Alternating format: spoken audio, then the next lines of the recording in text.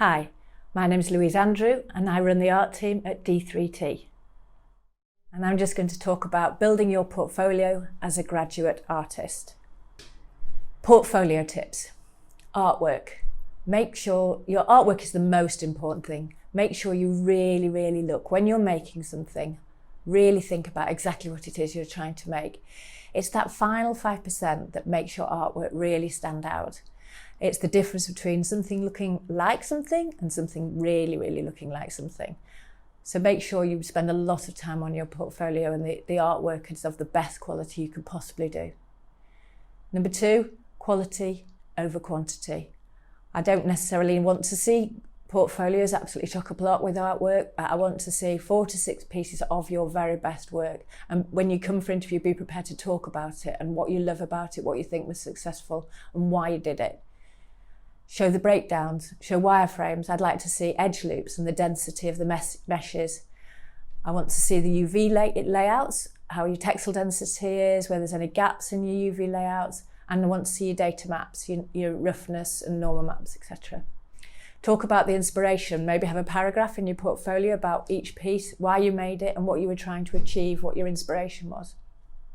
And make sure your presentation is really professional, smart and uncluttered. Lighting. Lighting can make or break a scene. I think it's absolutely fundamental. Even if you never want to be a lighting artist, if you've just made a character, a vehicle, a prop, anything, or an entire environment, make sure you think about the lighting. I tend to do the lighting quite early on in a scene because I think it really helps to focus on the areas that you see and where you want to put all the detail is. So make sure you spend time on the lighting. Make a video of assets. A moving camera demonstrates the surface detail better than a still. So have a little fly through of a camera showing the object from different angles.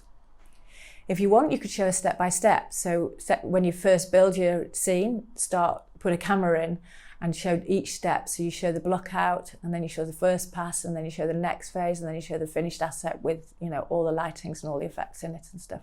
And it's interesting to see that journey and how your work progressed. If it's not all your own work that you're showing because you worked collaboratively, please make sure to clarify anything that's not your own artwork. Sometimes it can go against you if you don't mention that something that's in that portfolio isn't yours. I saw a portfolio recently of somebody's and the foliage work wasn't all that great and it turned out the foliage wasn't their work and they should have mentioned it because actually it would have, it would have gone in their favour if they'd have pointed it out in the first place. And finally, this isn't really about portfolios, but about CVs. I have a few top tips about CVs. Make sure to be clear about any achievements you've gained in your lives. It's interesting to hear of anything you've sort of won an award for or you've sort of exceeded in or excelled in some way. Talk about your work experience. Even if it doesn't seem relevant, it's actually really interesting to show that you've stuck at something, that maybe you progressed from, working behind a bar to cashing up tills and things like that, and that your manager saw that you were able to take responsibility on.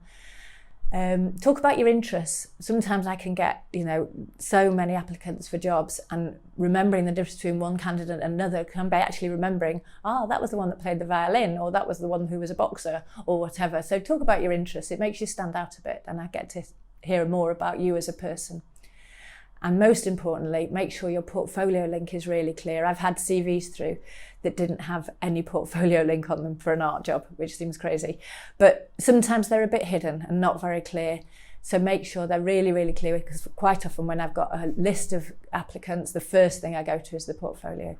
So make sure your link is really clear. Okay, thank you.